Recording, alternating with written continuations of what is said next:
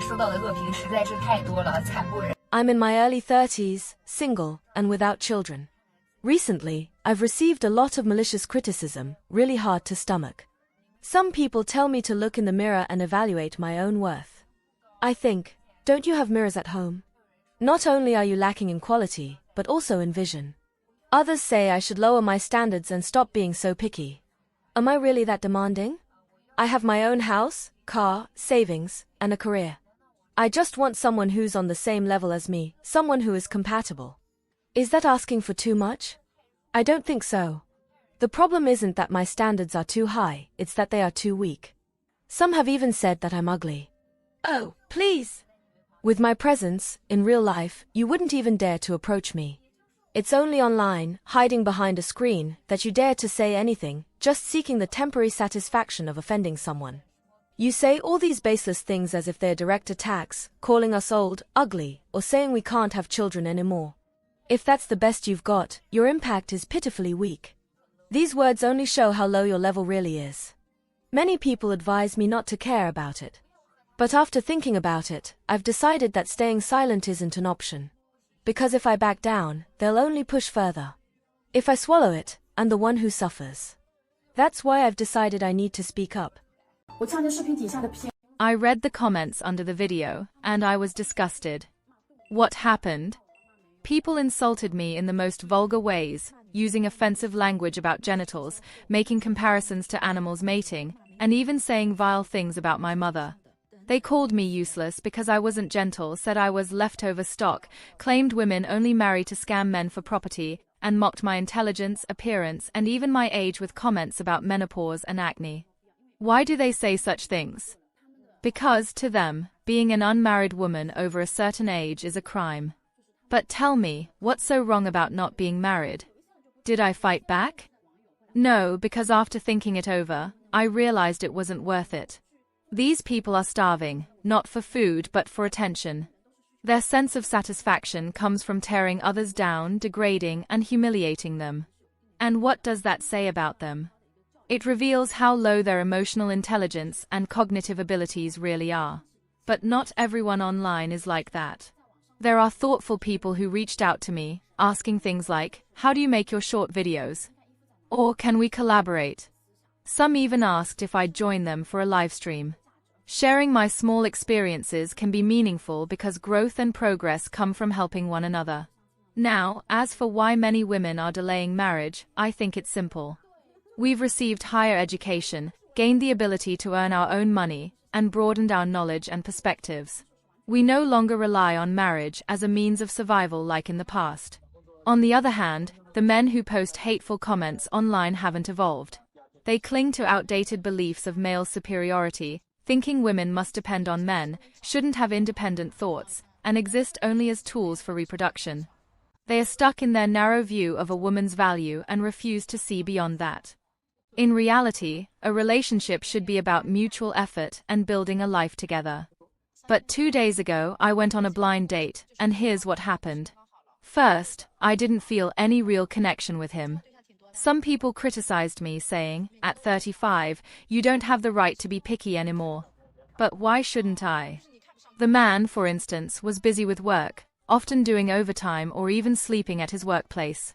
He had no hobbies or interests, and when I asked him why he hadn't found anyone yet, he couldn't answer directly.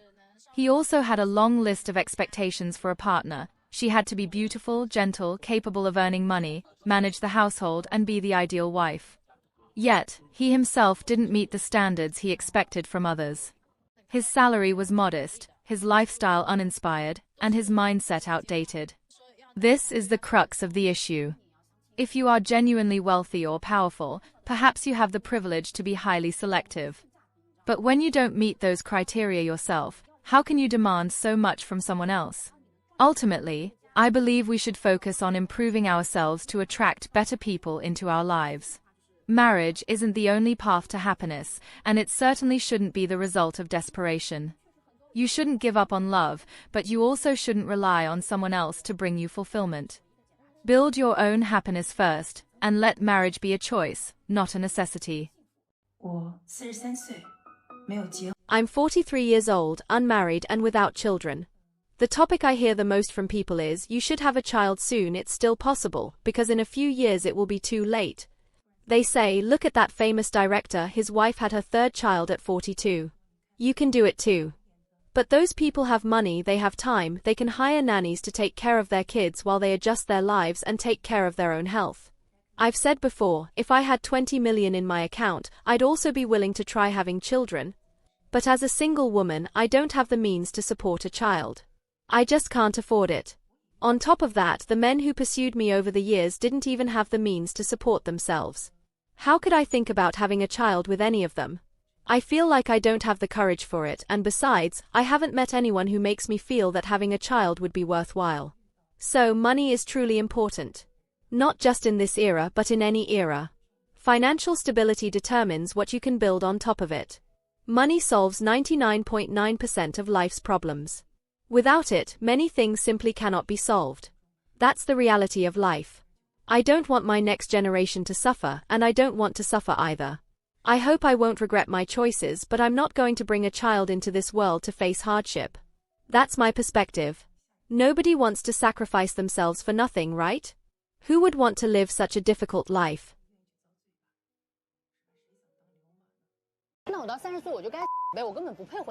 When I reach 30 years old, does that mean I don't even deserve to live in this world? Yesterday, my video got attacked again. Once more filled with criticism. Today, as soon as I woke up, I couldn't wait to fight back. Yesterday, I said that every girl should experience different social roles and go through various life stages before deciding whether or not to get married. The comments below were already flooded with attacks. Let me read some for you. Not getting married before 30, regardless of gender, is abnormal. Women in their 30s are only good for entertaining old men. How can a girl in her 20s survive without a man's money? Honestly, this doesn't even sound like something a human would say. But me, with my fiery temper, my immediate reaction is to block without hesitation. Okay, let me calm down. After all, who knows who's behind these profiles, right? The worst part is they also insult my followers.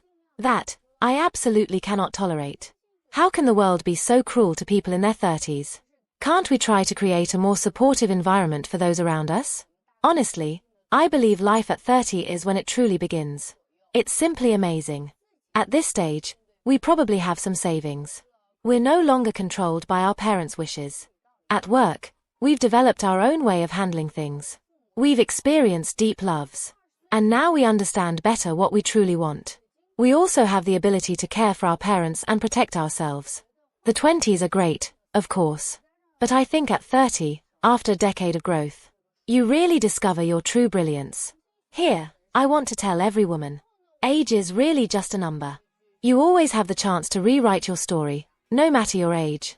Lastly, I'd like to share with you a line from a song by Professor Chu Jun that I love. You cry like a dream.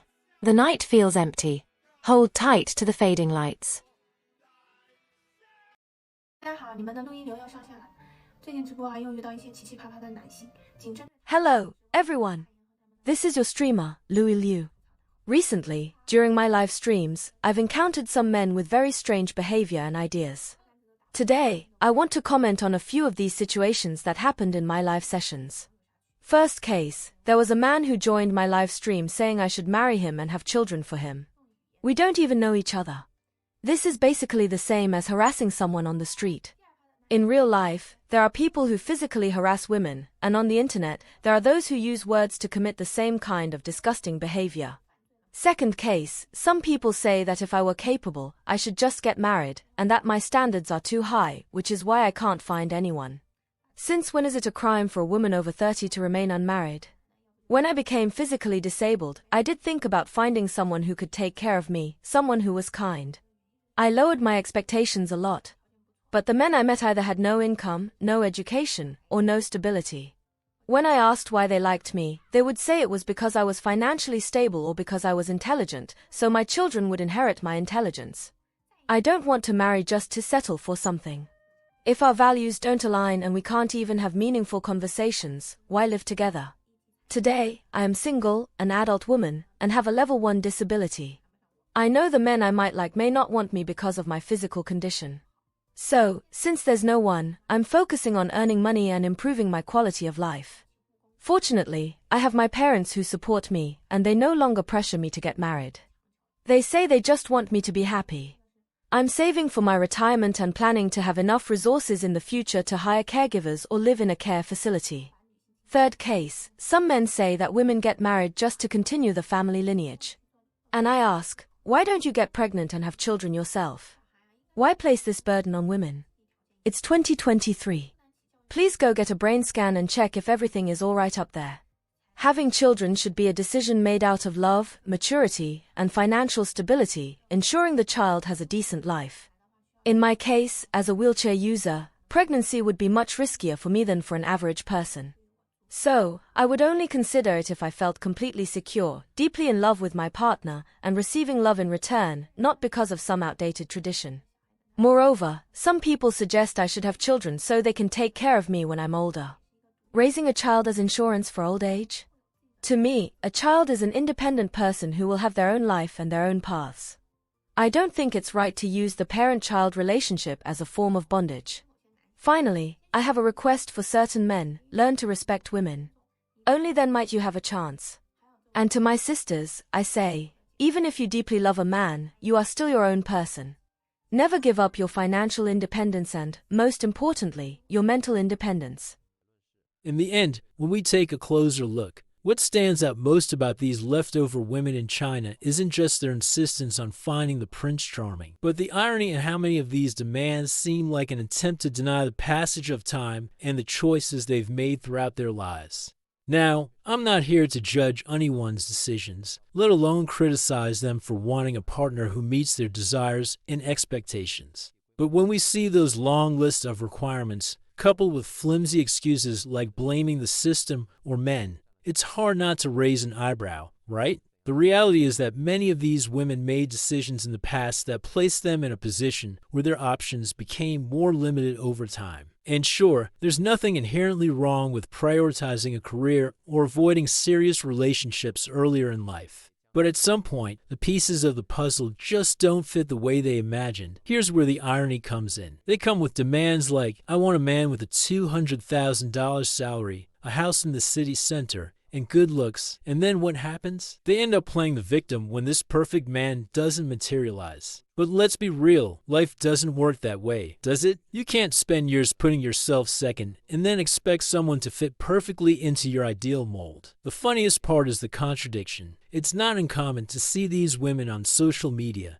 sharing their pearls of unrealistic expectations while completely forgetting to look in the mirror. I don't mean to be harsh, but when they say, I want a man who accepts me for who I am, it almost feels like they're trying to ignore the fact that things change over time, and the choices we make shape what we can expect from the future. In the end, it's about facing reality. They might want a Prince Charming, but they don't realize that, over time, this prince becomes just another person. No matter how many demands they make, life keeps moving forward. The choices were theirs, and now it's up to them to deal with the consequences. So instead of waiting for something that might no longer be possible, wouldn't it make more sense to stop holding out for the impossible? The relationship market doesn't work like a store where you pick exactly what you want. The uncomfortable truth is that when you're too selective, you often end up empty-handed. What's your opinion on this? If you enjoyed the video, give it a like and subscribe to the channel for more content like this. See you in the next video.